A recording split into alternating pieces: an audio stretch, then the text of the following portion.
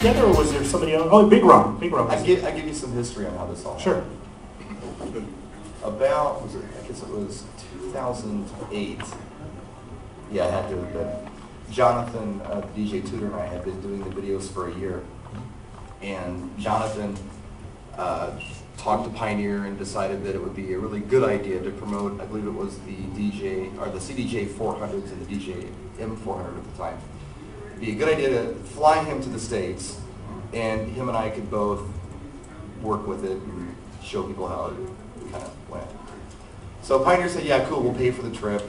We'll give you the gear, whatever you need. And I told Jonathan, I'm like, dude, if you're going to be here, let's have a party. Mm-hmm.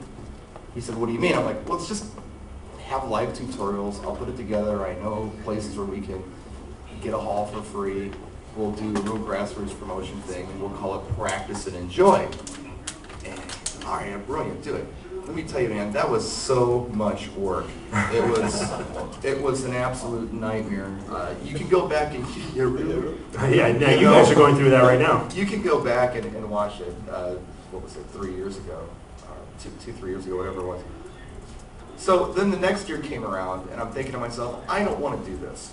This was too much work. This was a big headache. Mm-hmm. So I decided, hey, why don't we just have it in Vegas? We're all going to go to Mobile Beat anyway. Let's have more of a, there's already gear there, so we don't have to worry about the gear part. Let's have more of a talk about DJing around the world kind of thing and call it Practice and Enjoy. Now, going back a little bit, I'm sorry, I'm very jet lagged a little bit here. We told everybody, have Practice and Enjoys all over the world. Have them. Organize them. Spread it out. Spread it out. Do it. So Big Ron missed the first Practice and Enjoy. And he said, well, I want to have another one here. So he started telling people, yeah, we're going to have Practice and Enjoy in Milwaukee. And it got confusing because I was trying to promote Vegas. He said, Ron, you're doing it the same dates I'm doing Vegas. You can't do this to me. He said, well, I'll just call it YouTube DJs Live. So that's kind of how it got started. I see. So it was Ron took the YouTube DJs Live, I guess, branding, and it spread. But it was the first one was Practice and Enjoy, and you can go back, like I say, watch those videos. They're a lot of fun. A lot of Jonathan and I standing around drunk. I believe Jonathan does a face plant in the snow. Oh, really? Yeah, which is kind of fun to watch. So the first one was back in 2008? I believe so. 2009? It was no. It was definitely 2008. That's the roots. That was the first one. It was January 2008, and we had it at 3 different locations. We had, and Alan Robb, if you guys know the Scottish DJ, he was involved with organizing that too. We had it. We initially had it at a bar, club, a place called Hot Water, Latino nightclub that I used to DJ at. And a lot of the younger kids were popping in saying, hey, wait a minute, we want to get involved too, but we can't get into this place. So Al put together something at a place called Joey Bona's, which is a nice Italian restaurant downtown, and we brought in people that you've probably seen on YouTube, like Roller God. He came. That was when we met him for the first time. He came to the first Practice and Enjoy.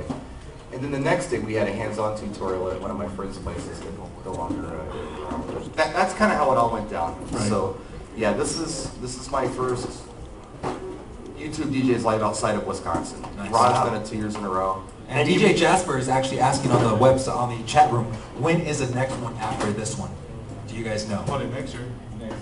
For West Coast? For West Coast. Oh, no. Next year, you guys are done. By the end of the day, he's like, no more.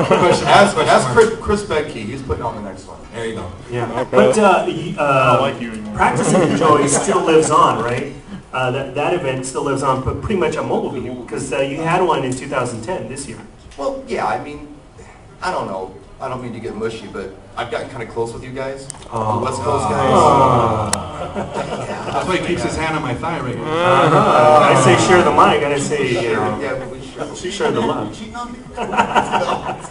But pretty much, is there any plans for Practice and Enjoy? I know that Jonathan has something going on over there in the UK. Can I make an exclusive announcement? Sure. And I might get in trouble for saying this. Uh-oh. Go ahead. So you feel free to spread the word, Jasper, and whoever else is watching.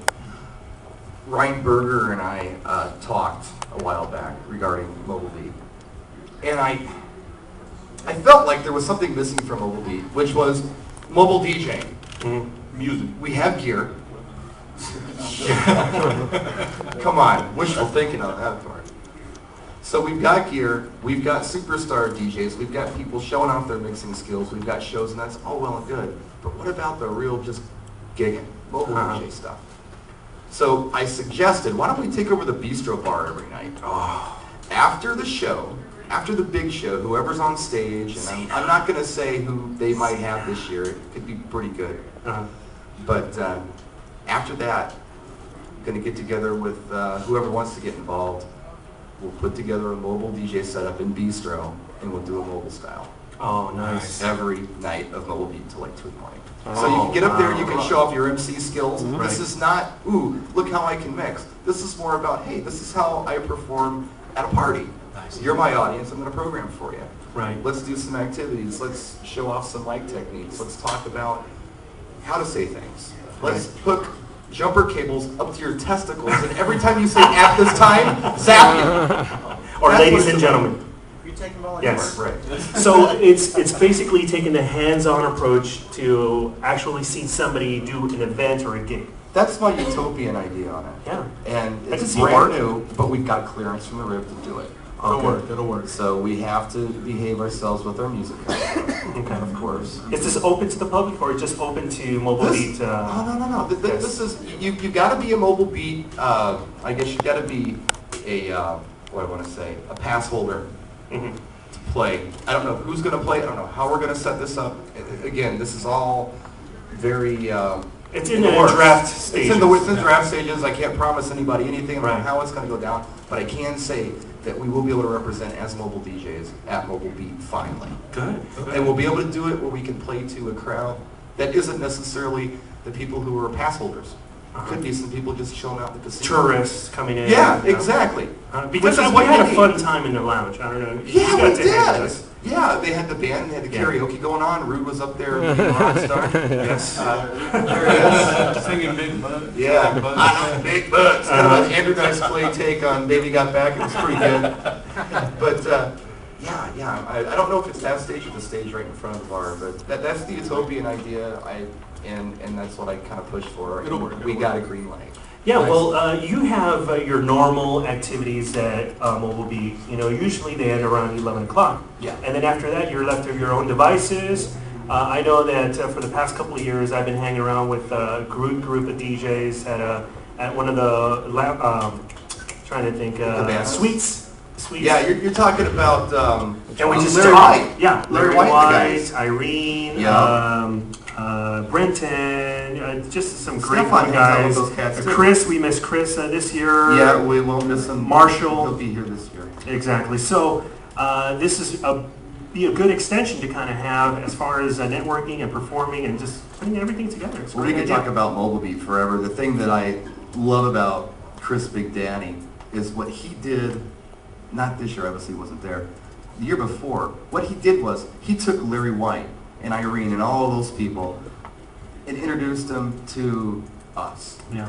That was the first time we all got together. Unfortunately, and I feel really bad about it, we didn't see the gel this year. Chris was almost the glue on that. Yeah, it So- was kind of different without Chris. Right, so hopefully this coming year, Big Daddy or not, hopefully we can all gel and hang out. And hopefully this mobile thing at Bistro will be a bridge Excellent. for everyone to Excellent. get involved. Now I want to take a little survey from the audience. Raise your hand if you've ever been to Mobile Beat. Been to Mobile Beat? That's the one over here. Raise your hand if you're planning to go next year, 2011. There it is. Raise your hand if you even know what the Mobile Beat is. There you go. Well, maybe we should explain it to them. Essentially, Mobile Beat is a magazine, and they put together a convention, a DJ convention every year in Vegas. Usually it's February, but this time it's going to be the last week of I think January. it's still the first week of February, isn't it? I think it's different now. It's the last week of January. There are 4 days now. They've added one more day. Did they? Yes.